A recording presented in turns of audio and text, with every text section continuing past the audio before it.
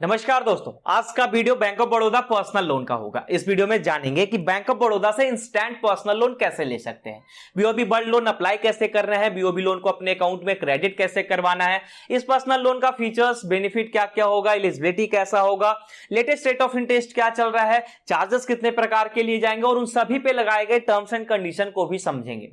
ऐसा है कि बैंक ऑफ बड़ौदा अपने इस लोन को ना instant and quick personal loan का नाम देती है, जिसे हम लोग बहुत ही आसानी से अवेल कर सकते हैं बिल्कुल 5 मिनट के अंदर अंदर। तो आइए जानते हैं पूरा डिटेल इस पर्सनल लोन का और साथ में जानेंगे ईएमआई कैलकुलेटर को भी। जी हां, ईएमआई कैलकुलेटर को भी समझेंगे कि आज अगर आपने 50,000, 60,000, 1 लाख, 2 लाख, 5 लाख, 10 लाख, 15 लाख ये सब अमाउंट का अगर लोन लेते हैं तो कल को आपका रेट ऑफ इंटरेस्ट और ईएमआई कितना बनेगा। कहने का मतलब कि bank of Baroda personal loan से रिलेटेड आज यहां जानेंगे सब कुछ इसी एक वीडियो में। तो चैनल को सब्सक्राइब कर ले ऐसे उपयोगी वीडियो के लिए, क्योंकि हमारा अगला टारगेट है 50,000 सब्सक्राइबर्स का। तो अगर आपको फाइनेंस रिव्यू चैनल का वीडियो उपयोगी लगता है तो चैनल को सब्सक्राइब करना ना भूलें। आइए वीडियो शुरू करते हैं। देखिए, आगे बढ़ने से पहले थोड़ा सा हम लोग बेसिक समझते हैं, फिर डायरेक्टली मुद्दे पे आ जाएंगे। बस थोड़ा सा बेसिक समझते हैं कि पर्सनल लोन का रेट ऑफ इंटरेस्ट, किसी भी बैंक का पर्सनल लोन का रेट ऑफ इंटरेस्ट इतना महंगा क्यों होता है और साथ में फिक्स और फ्लोटिंग रेट ऑफ इंटरेस्ट में क्या अंतर है। तो देखिए, कोई भी बैंक हो, बैंक चाहे जो हो, हमें दो तरह का लोन प्रोवाइड करती है, सिक्योर्ड और अनसिक्योर्ड लोन हमें बैंक प्रोवाइड करती है। जिसमें सिक्योर्ड लोन में क्या होता है कि आज अगर बैंक आपको लोन दे रही है तो कल को बैंक को यह पता है कि हो ना हो किसी ना किसी तरह उनका पैसा कल को रिकवर हो जाएगा। सिक्योर्ड लोन के तहत अगर आपको लोन मिलता है तो, क्योंकि उस लोन के बदले आपसे कुछ ना कुछ बैंक गिरवी रखवाती है, चाहे घर, चाहे जमीन, चाहे जायदाद, कुछ ना कुछ, चाहे गोल्ड, कुछ ना कुछ बैंक आपसे गिरवी रखवाती है, तब आपको लोन देती है। अब जैसे गोल्ड लोन हो गया, होम लोन हो गया, लैंड लोन हो गया, ये सब हो गया सिक्योर्ड लोन के तहत आता है। लेकिन अनसिक्योर्ड लोन जस्ट इसके उल्टा हो जाता है। अनसिक्योर्ड लोन में ना कोई सिक्योरिटी और कोई गारंटर की जरूरत नहीं होती है। अनसिक्योर्ड लोन बस आपके पास्ट के क्रेडिट हिस्ट्री और आपका करंट का जो इनकम है ना उसके बेसिस पर दे दिया जाता है। इसीलिए अनसिक्योर्ड लोन में क्या होता है कि बैंक को पता भी नहीं होता कि हमने जो अगर कस्टमर को आज पैसा दिया है, लोन दिया है, तो कल को वो पैसा मेरा वापस लौटेगा या नहीं। इसलिए बैंक क्या करती है कि पर्सनल लोन यानी अनसिक्योर्ड लोन में अपना रेट ऑफ इंटरेस्ट बढ़ाकर रखती है ताकि उनका प्रिंसिपल अमाउंट जल्द से जल्द रिकवर हो सके। हालांकि अभी bank of Baroda personal loan का रेट ऑफ इंटरेस्ट 10.9% से लेकर 18% तक जा सकता है। अब रेट ऑफ इंटरेस्ट भी दो तरह का होता है, एक होता है फिक्स रेट ऑफ इंटरेस्ट, दूसरा होता है फ्लोटिंग रेट ऑफ इंटरेस्ट। जहां एक और फ्लोटिंग रेट ऑफ इंटरेस्ट में क्या होता है कि जैसे जैसे आरबीआई का रेपो रेट बढ़ेगा ना बैंकों पे, वैसे वैसे आपका भी रेट ऑफ इंटरेस्ट बढ़ेगा। जैसे जैसे आरबीआई का रेपो रेट घटेगा वैसे वैसे आपका भी रेट ऑफ इंटरेस्ट घटेगा। यानी जैसे जैसे आरबीआई का रेट ऑफ इंटरेस्ट बढ़ेगा या घटेगा, आपके भी रेट ऑफ इंटरेस्ट में चेंजेस देखने को मिलेंगे। फ्लोटिंग रेट ऑफ इंटरेस्ट अगर आप चुनते हैं तब। लेकिन फिक्स रेट ऑफ इंटरेस्ट में आपका रेट ऑफ इंटरेस्ट जब एक बार मान लीजिए आपने 12% के हिसाब से लोन लिया है तो 12% ही रहेगा। यह होता है फिक्स रेट ऑफ इंटरेस्ट में। मतलब कि अगर आरबीआई का रेट ऑफ रेपो रेट जो है वो बढ़ता है या घटता है उससे आपको कोई मतलब नहीं है, क्योंकि आपका रेट ऑफ इंटरेस्ट जो है ना वो फिक्स हो चुका है। ठीक है, इसलिए फिक्स रेट ऑफ इंटरेस्ट देखेंगे कि 1 से 2% महंगा होता है फ्लोटिंग रेट ऑफ इंटरेस्ट के मुकाबले। तो चुनना आप लोगों को है कि आप लोग कौन सा रेट ऑफ इंटरेस्ट चुनना ज्यादा पसंद करते हैं, फिक्स रेट ऑफ इंटरेस्ट या फ्लोटिंग रेट ऑफ इंटरेस्ट। यह हमें कमेंट में भी जरूर बताएं। एलिजिबिलिटी को लेकर बीओबी कहता है कि जो भी व्यक्ति इस पर्सनल लोन को लेना चाहते हैं वो किसी गवर्नमेंट सेक्टर के इंप्लॉय होने चाहिए या किसी प्राइवेट सेक्टर के इंप्लॉय होने चाहिए। मेनली कहने का मतलब कि सैलरीड पर्सन होने चाहिए, सेल्फ एम्प्लॉयड होने चाहिए या प्रोफेशनल भी रह सकते हैं। फिर जो सैलरीड पर्सन है उनका एज मिनिमम 21 ईयर होना चाहिए और मैक्सिमम उनका एज कुछ इस कदर का होगा कि 60 सालों में सारे पैसों का रीपेमेंट कर देना है। यानी जब तक आप रिटायरमेंट होते हैं, रिटायरमेंट से पहले आपके सारे पैसों का रीपेमेंट हो जाना चाहिए। ठीक है, सैलरीड पर्सन का जॉब जो है वो मिनिमम 1 सालों से कंटिन्यू होना चाहिए, बस इंश्योरेंस एजेंट को छोड़ करके, क्योंकि इंश्योरेंस एजेंट का जॉब मिनिमम 2 सालों से कंटिन्यू होना चाहिए। फिर जो सेल्फ एम्प्लॉयड है उनका एज कम से कम 21 ईयर और ज्यादा से ज्यादा कुछ इस कदर का होगा कि 65 ईयर तक सारे पैसों का रीपेमेंट जो है वो कर देना है। ठीक है, यहां बिजनेस पर्सन को 5 सालों का ज्यादा समय मिलता है।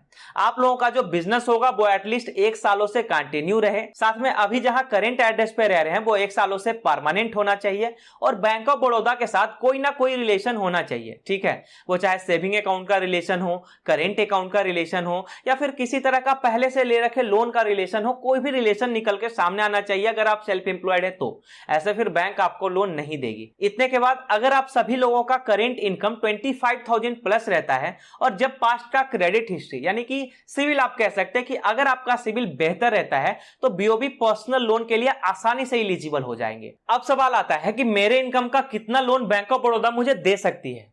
तो देखिए, समझने वाली बात है कि आपका जितना भी इनकम है ना, आपका जितना इनकम है उसका मान लीजिए आपका इनकम है 26,000, ठीक है, तो 26,000 को 24 टाइम्स मल्टीपल करेंगे, 24 टाइम से मल्टीपल करेंगे, यानी 26,000 को 24 से मल्टीपल करेंगे, जो भी आपका रिजल्ट आएगा, मान लीजिए आपका 30,000 इनकम है तो 30,000 को net income, net monthly income जो कट छट के आपको मिलता है ना, उसके हिसाब से मैं बता रहा हूं कि 24 को मल्टीपल करेंगे, उतने पर्सनल लोन के अमाउंट के लिए आप एलिजिबल हो सकते हैं।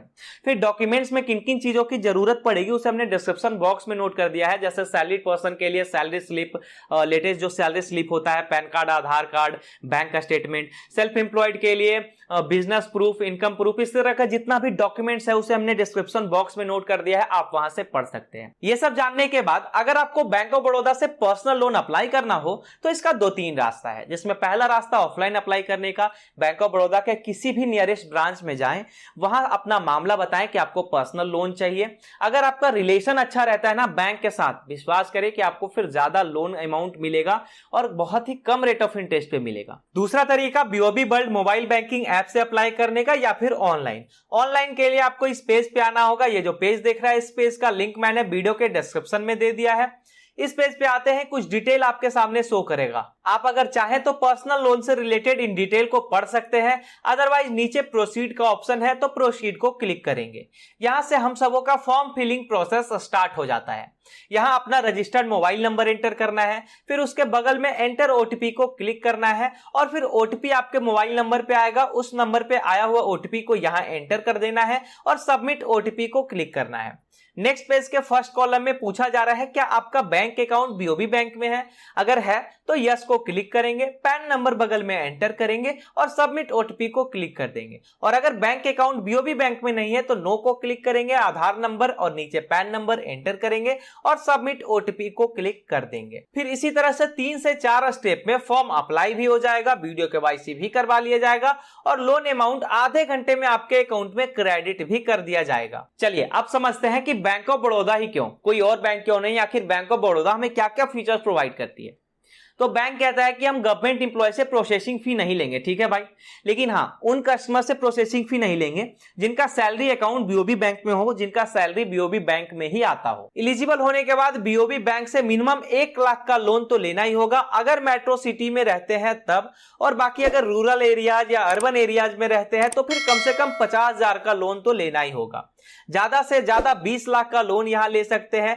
ऐसे मैक्सिमम अमाउंट के लिए मैंने जो आपको फॉर्मूला बताया कि जितना आपका इनकम है, आपके इनकम यानी नेट मंथली इनकम, उस नेट मंथली इनकम को 20 to 24 टाइम से मल्टीपल करें, ज्यादा से ज्यादा उतने अमाउंट के लोन के लिए यहां से आप एलिजिबल हो सकते हैं, जिसका कि मिनिमम रेट ऑफ इंटरेस्ट 10.9% से लेकर मैक्सिमम रेट ऑफ इंटरेस्ट 18% तक जा सकता है। वैसे स्टार्टिंग रेट ऑफ इंटरेस्ट है, कोई भी बैंक आपको लोन नहीं देगा, ये भी बैंक नहीं देगी। 10.9% स्टार्टिंग रेट है, लेकिन 10.9% के हिसाब से लोन नहीं मिलेगा। अगर देखा जाए तो 11.5% या 12% के हिसाब से कैलकुलेट आप कर सकते हैं। इसमें आपके ऊपर डिपेंड करता है, अगर आपका सिविल और अगर आपका इनकम अच्छा रहता है तो rate of interest come charge किया जाएगा, अगर आपका सिविल और अगर आपका इनकम खराब रहता है या कम रहता है तो रेट ऑफ इंटरेस्ट ज्यादा चार्ज किया जाएगा। तो मिनिमम 12 से 13% का रेट ऑफ इंटरेस्ट आप रख सकते हैं।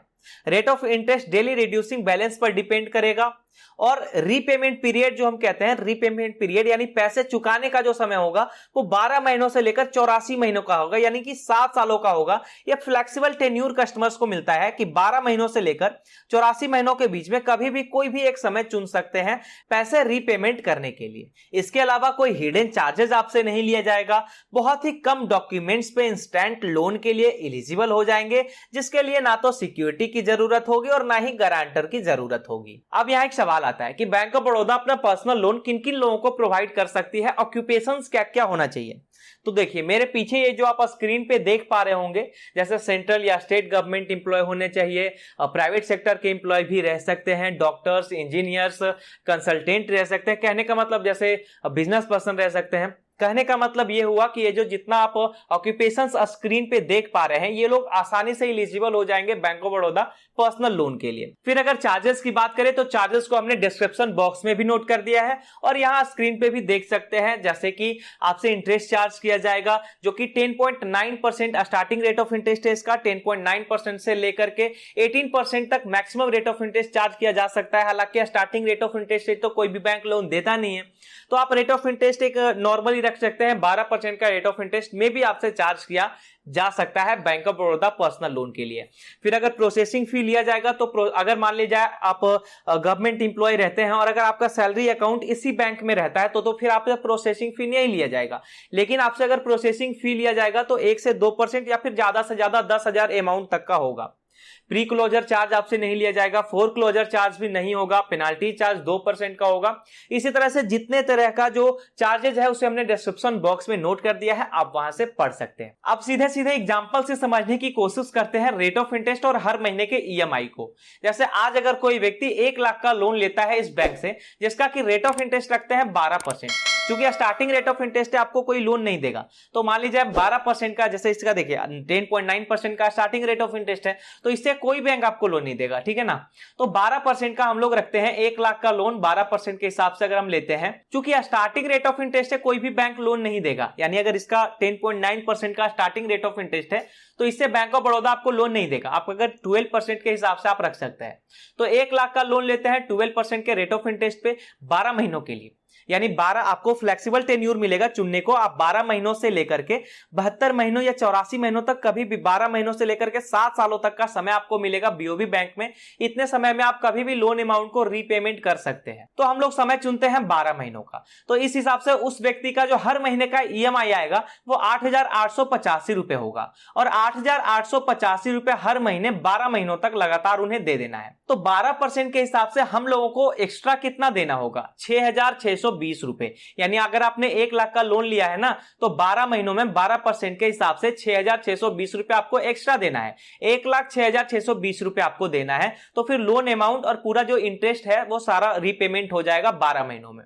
अब मान लिया जाए 1 लाख का लोन लेते हैं 12% पे 24 महीनों के लिए। छोटे छोटे एग्जांपल से समझते हैं ताकि देखिए आसानी से समझने में, आपको बहुत ही आसान होगा समझने में, ठीक है ना। तो हर महीने का ईएमआई बनेगा 4,707 रुपए, जिसे 24 महीनों तक बैंक ऑफ बड़ौदा में पे कर देना है। तो 24 मंथ के पीरियड में हमें एक्स्ट्रा कितना देना पड़ा? 12,968 रुपए, यानी इंटरेस्ट के तौर पर 12,968 रुपए देना पड़ा और प्रिंसिपल अमाउंट 1 लाख रुपए। टोटल में 1,12,968 रुपए देना पड़ा बैंक को। जहां 1 और 12 महीनों में जब हमने कैलकुलेट किया तो 6,600 कुछ रुपए देना पड़ा। वहीं अगर हमने 24 महीनों पे कैलकुलेट करके देखा तो 12,900 कुछ रुपए हमें एक्स्ट्रा देना पड़ा। इसी तरह से अगला अमाउंट लेते हैं 2 लाख का 24 महीनों के लिए। अब का हम लोग रेट ऑफ इंटरेस्ट रखते हैं 12.5% का।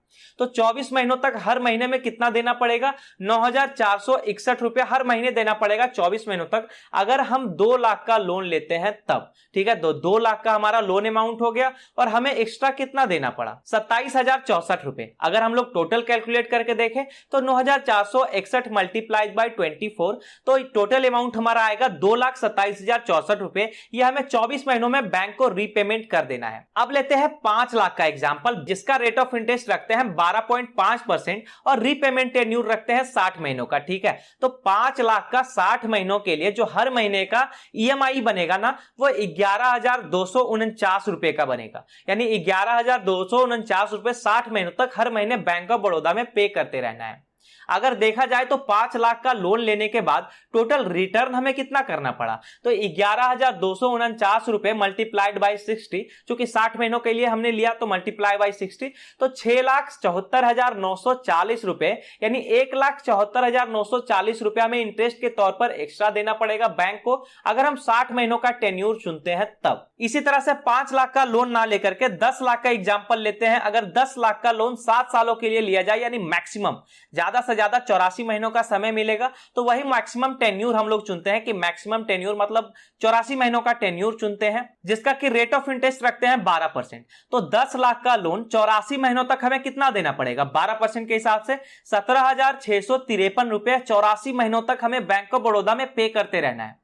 अब अगर देखा जाए तो 84 महीनों में बैंक ने टोटल हमें कितना देना पड़ा, तो 17,653 गुना 84 यानी 14,82,852 रुपए। इतना टोटली 7 सालों में बैंक को हमें पे कर देना है। अगर आप 10 लाख का लोन लेते हैं 84 महीनों के लिए बैंक ऑफ बड़ौदा से, तब का बात कर रहे हैं। इसमें इंटरेस्ट के तौर पर हमें ना 4,82,852 रुपए एक्स्ट्रा देना पड़ेगा। अब अगर सेम अमाउंट सेम समय के लिए लेते हैं 13% के रेट से, तो हमें कितना देना पड़ेगा, तो हमें ना 84 महीनों तक 18,192 रुपए बैंक को देना पड़ेगा। अगर 84 महीनों का समय चुनते हैं तो 10 लाख का अमाउंट पे। इस हिसाब से टोटली हो गया 15,28,128 रुपए। मतलब 10 लाख का लोन लिया मैंने 84 महीनों के लिए, 7 सालों के लिए, तो हमें 15,28,128 रुपए रिटर्न करना पड़ेगा बैंक में, अगर 13% का रेट रखते हैं तब। अब आप लोग हमें बताओ कि कितने कितने अमाउंट का एग्जांपल आपको जानना है, ताकि एक उस पे सेपरेटली वीडियोस बना दिया जाए, ताकि आप लोगों को समझने में आसानी हो सके। या फिर इस कैलकुलेटर पेज का लिंक मैं वीडियो के डिस्क्रिप्शन में दे दूंगा, आप अपने हिसाब से वहां चेकआउट कर सकते हैं। तो ये पूरा डिटेल था दोस्तों bank of Baroda personal loan का। हमें उम्मीद है कि आपने इसका पूरा डिटेल जाना होगा और अच्छे से समझा भी होगा। अब आपको यहां से पर्सनल लोन अप्लाई करने में और bank of Baroda personal loan avail करने में कोई परेशानी नहीं होगी। अगर कोई सवाल रहता हो bank of Baroda personal loan से रिलेटेड, तो आप हमसे कमेंट में पूछ सकते हैं। चैनल को अब तक आपने सब्सक्राइब नहीं किया है, देर किस बात की, चैनल को सब्सक्राइब करें और ये वीडियो उपयोगी लगे तो इसे लाइक भी जरूर करें।